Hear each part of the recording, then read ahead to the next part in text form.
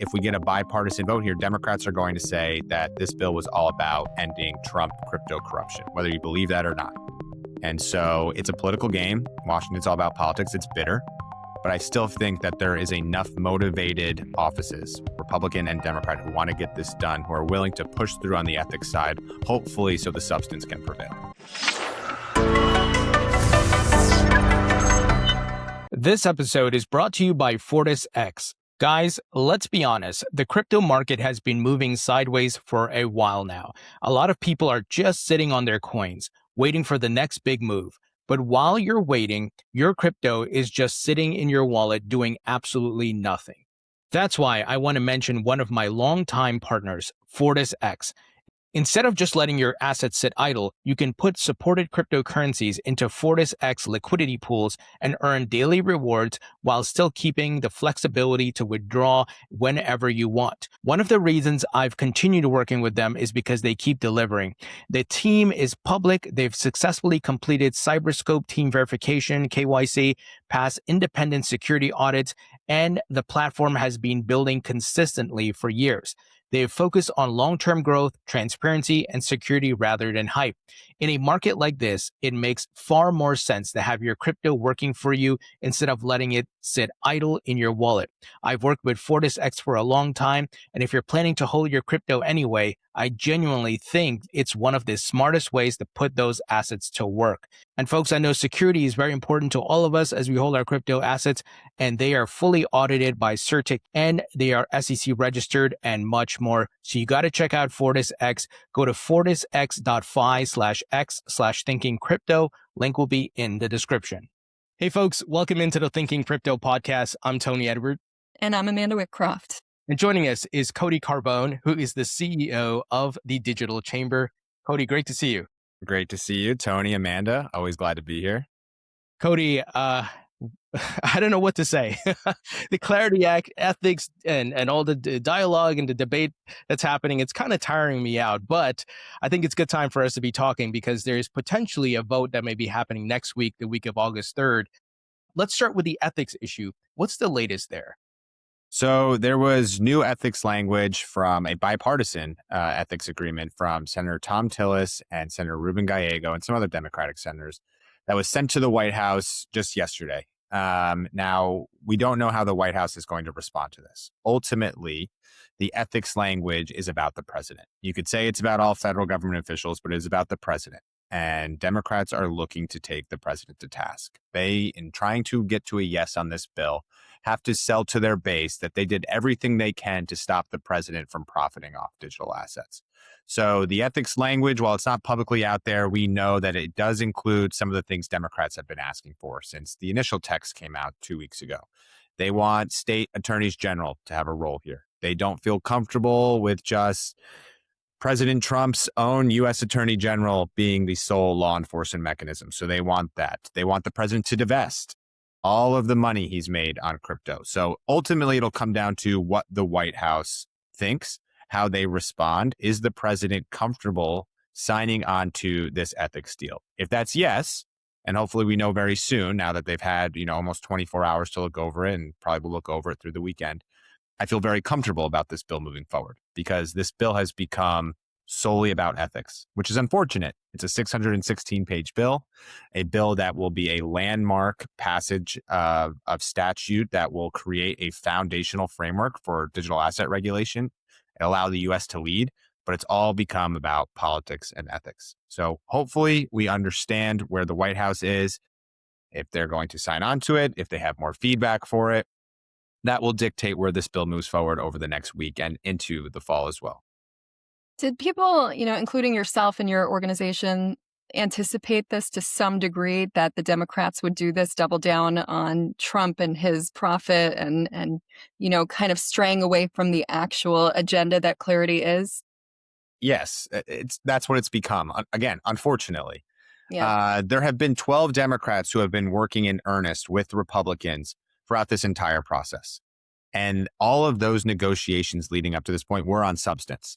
It was creating a stronger banking title, a stronger ag title, making sure that Democrats really did have their concerns addressed on the substance of the bill. It's no longer about that anymore. And I think that if, let's say, there was ethics was not a part of this, and there was no concern about the president and his, dealings with digital assets, that this bill would have passed a long time ago because the substance is agreed upon. Yes, there are some issues on DeFi and BRCA, but overwhelmingly, this bill is agreed upon and it is bipartisan. There is a lot of language in the revised text that is directly from Democratic offices. But again, when they're going to have to take this vote, what they worry about now going into a midterm election is how they're going to sell this to their base. And we heard just this morning that they are passing around polls to show that Democrats don't like crypto. Voting Democrats don't like crypto. They said that crypto is more unpopular than data centers or big oil. And that's what they're passing around to their base right now. So it's not about substance anymore. We need to get it back there. And hopefully we can get this done and we can start to really regulate this industry. But it's about politics. And ultimately, for President Trump, he's sitting there knowing, hey, I would like to win here. I want the U.S. to be the crypto capital of the world. I want to sign this bill.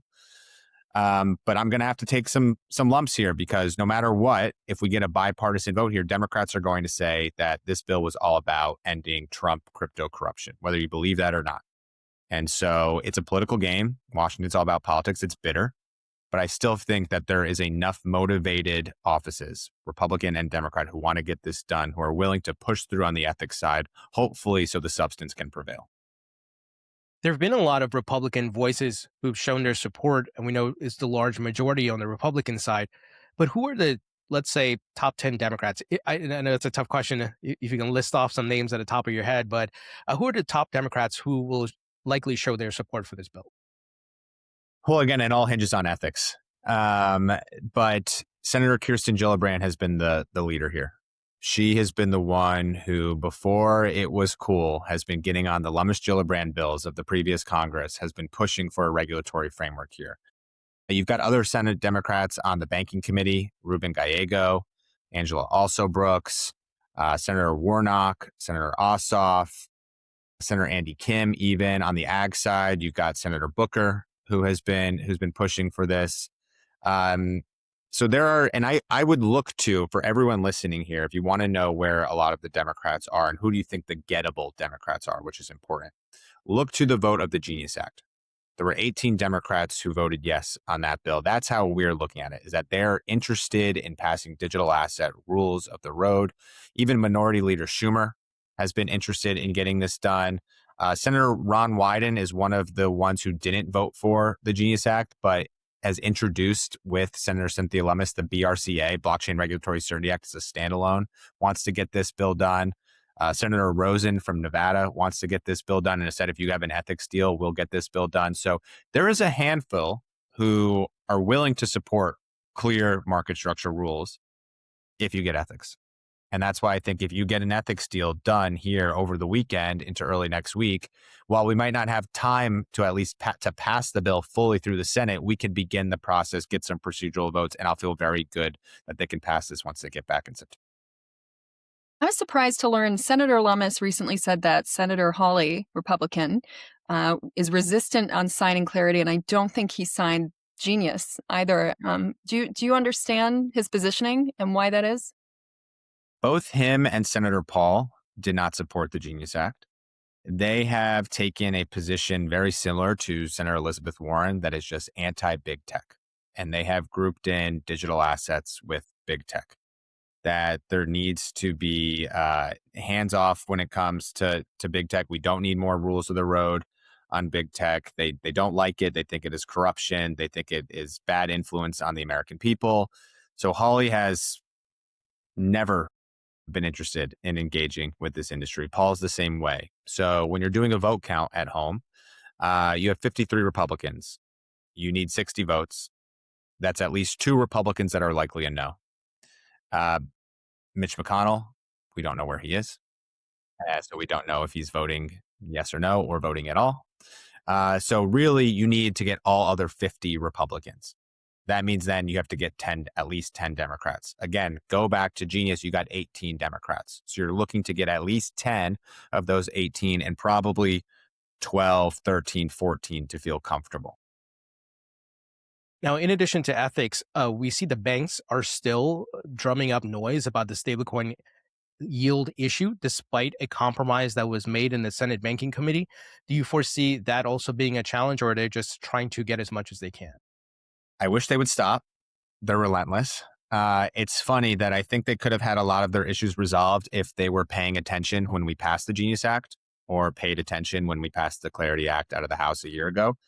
But they didn't realize what stablecoins were until just a few months ago, which is somewhat shocking because supposedly they are completely detrimental to their entire business model. I feel confident that the yield language and the agreement between Senators Tillis and also Brooks, the bipartisan agreement, will remain steady and will hold strongly. There is not a lot of interest in relitigating this. Now, where the banking lobby has been pretty effective is talking to both Republicans and Democrats who are off the banking committee, who have not spent a lot of time with the Tillis also Brooks amended language. But, to me, I don't understand the bank's play here. If you try to tank this bill, then there are no prohibitions on stablecoin yield. The only way to get any limits on stablecoin yield and rewards is to pass this bill with the amended language. There's not enough support for blanket prohibitions on yield when it comes to transactions and activities. I don't know where they're going to be successful. I know they want to amend the Tillis also Brooks language. I don't think there's enough appetite for it. They had, again, plenty of windows and opportunities to negotiate and to make their stance heard over the last few years and failed to do so. And now they're trying to do something at the 11th hour. And again, they're effective lobbyists. They're great advocates. They've been doing it for over 100 years. They don't know what it's like to field to lose. And hopefully the bipartisan agreement that Tillis and also Brooks have reached will remain strong. And I'm confident in that. Speaking of institutions and lobbying, Jamie Dimon's been very quiet. Has JPMorgan's position changed behind the scenes? Are they lobbying privately instead of publicly now? What's going on there? I think he only likes to talk when he calls crypto executives assholes. So I'm waiting for the next interview there for him to do so. It's fascinating to me. You even hear the American Bankers Association come out recently, I believe it was a CNBC interview, where they said, hey, there's a lot to like in Clarity. And that's because the banks need the Clarity Act to pass, not only for the stablecoin yield prohibitions, which again, they want, but there's a whole title in the banking section on permissible activities for banks here, which would allow them for the first time to interact with permissionless blockchains, which creates like clear custody standards, asset segregation standards. The banks need this bill to pass for them to really flourish in the digital asset markets. The banks have an opportunity to truly compete and have institutions be the leader in the digital asset markets if this bill passes.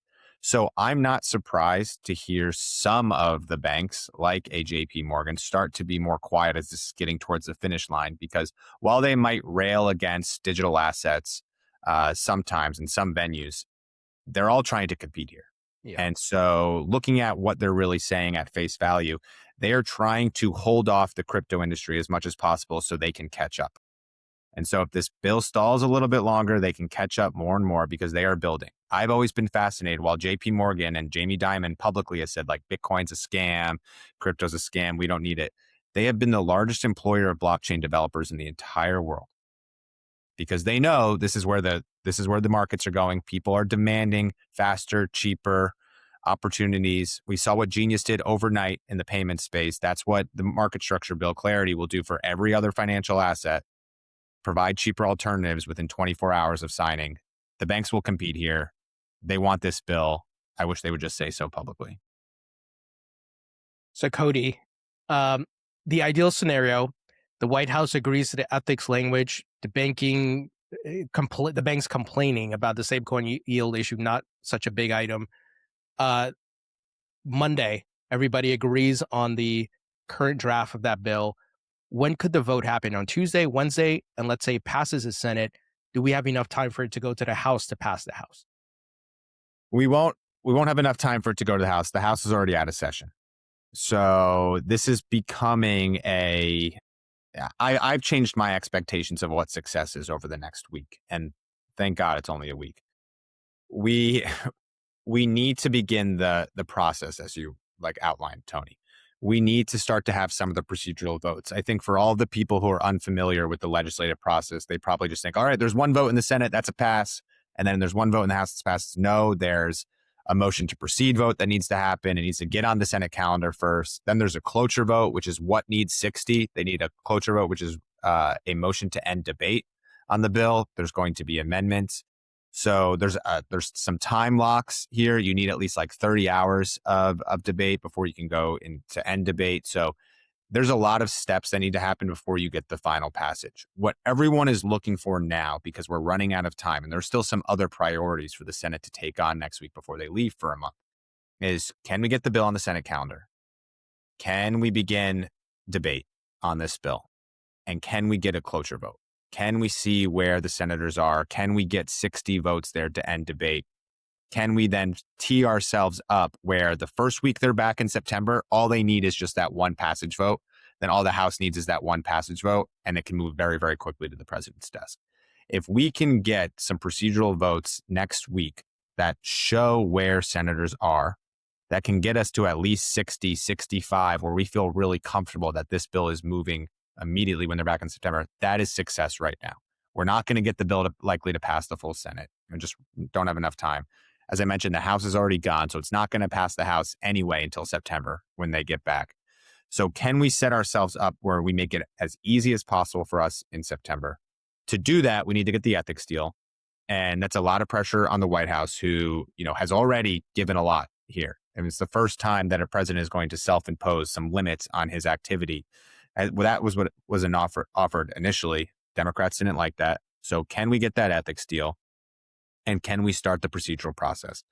Majority Leader Thune has committed. He wants to start that process. You've heard Senator Lummis say we have to start that process. For me, no matter what, success or failure, and we're pushing for success, you have to begin voting next week on some of these procedural votes. Because if you do not begin voting next week, you likely lose all chance that this bill is going to move forward in the fall. September, you got only 3 weeks and they're gone again the entire month of October. And then it's the election. And then it's lame duck. So if you don't begin voting right now before the election heats up in earnest, then why are Democrats motivated to get this done? You have to hold them accountable. You have to get a vote on the record. You have to show some of the political fundraising arms out there and muscle out there where people are. And you have to begin this process. We need that no matter what next week. And if we were talking a week from today and we didn't begin that process, I would say this bill likely doesn't have a chance to move forward this year. Quick follow-up, because there's talks of potentially the August recess being canceled, where they would stay on. I don't know. That's a possibility. Do you think that might happen? I would be shocked. There is nothing that a U.S. senator likes more than going home, and especially in an election year. It doesn't make sense for both the Republicans and Democrats who need their candidates to go be in the state campaigning to keep them here in Washington. I know that the president wants to get some of his legislative priorities done. I would love if they stayed a little bit longer to get this done so we don't have to worry about this into the fall. But it all comes down to the electoral map. And the most important thing is not clarity. It's not the SAVE Act. It's not Russia sanctions. It's not even funding the government. The most important thing to both parties here is winning the majority in November. And the only way they can do that is the Democratic candidates have to be home in Ohio and Michigan running their seats. And same thing with the Republican candidates. The incumbents need to be home in all of these states running for their seats to make sure that they keep the majority. So I would be shocked if the recess was canceled. It's good. It's good theater though. Yeah. I like it right now. People like to threaten it a lot. Well, does President Trump, in his legal right, can he impose that? Should he wish to, or is that not legal? So that's a good question. I don't know for sure. I would be surprised if there wasn't some separation of powers concerns there. Like, I don't think the president can dictate what Congress does. I could be completely wrong right now. I mean, the vice president is technically the president of the Senate. So maybe there is some wiggle room there. I just don't know enough about that. Okay. I want to pivot to your decision to sue the state of Illinois. Could you give an overview of the state's digital tax bill, Illinois? Yeah. So Illinois, in the darkness of night without any stakeholder engagement and within hours of breaking for the year and ending their legislative session, decided to pass and enact a taxation on digital asset transaction activity. A 0.2% tax, which may sound like not a lot to people, but it is completely discriminatory. This tax doesn't apply to any other financial instrument. It is just targeting digital asset activity in the state. There's no reason for it except because you want to curb and limit digital asset activity in the state. We thought it was prejudicial towards the industry. It was discriminatory. That is against the Illinois state constitution of imposing a tax of that nature. So we want to stop it. And so what we're seeking right now is an injunction to at least stop it as the courts continue to look at it before the tax goes into effect in January. We are encouraging all other associations or impacted institutions in the state of Illinois to work with us and join our suit. We've already had a ton of interest from both Illinois institutions, from large federal organizations in joining our suit. So very confident that we will get the resolution that we want and we will get this injunction. But we can't allow states to unfairly target one specific industry. You might not like crypto, but it's here to stay. And every person in Illinois who wants to trade should have the right to do so without feeling like they are getting hit with a penalty. And that's exactly what the Illinois government decided to impose on crypto. No, just a follow-up question quickly. I know you mentioned this is a way to curb, the industry from innovating in that particular state, and there's prejudice. But to your point, it's, somewhat in the eyes of many a small tax percentage. Is this also a way you think that the state is seeing a loophole to kind of profit as well? Absolutely.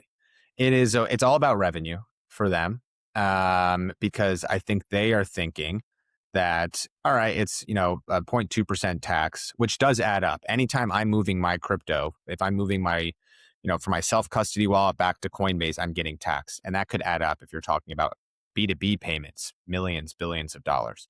The state wants a cut of it. And they're probably thinking, well, no one's really going to leave the state because of this. It's becoming a trend to leave states now in America because of unfair tax treatment. And we have already heard from a lot of businesses who are considering leaving the state of Illinois because of this.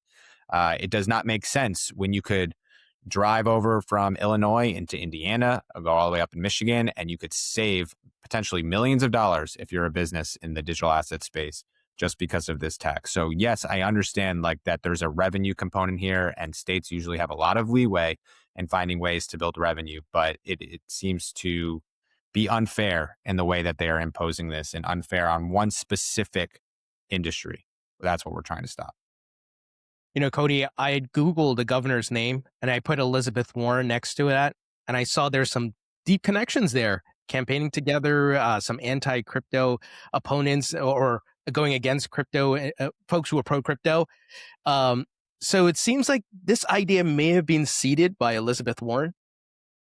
I wouldn't be surprised. I have no evidence to back it up, but I really like that you went there, and I saw you tweet that out when this happened.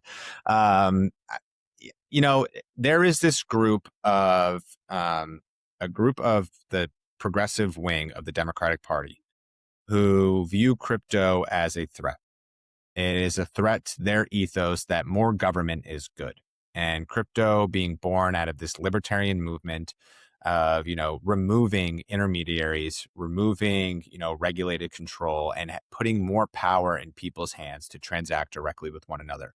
That scares the hell out of people like J.B. Pritzker, the governor of Illinois, out of Elizabeth Warren. And they view that the only solution in stopping that empowerment of people is putting more government control and eradicating this industry. And that's what we're fighting against. And this tax, and this might sound dramatic, but this tax to me is illustrative of that, where it's like, we don't like you, we want to get rid of you, and we're going to punish you if you continue to engage in this industry. It's the same thing where Warren runs on an anti-crypto army. That's not going away anytime soon. She is continuing to be loud about that. Pritzker is doing the same thing and joining the anti-crypto army by saying, I want to put hurt on anyone who's going to be in the crypto space. Are you seeing other states looking to do this, follow suit after Illinois coming out publicly? I haven't seen any right now. I think probably other states are going to watch what happens in the courts right now. How does the court respond to our lawsuit? How big does our lawsuit get in terms of, again, more interested parties potentially coming on very, very soon?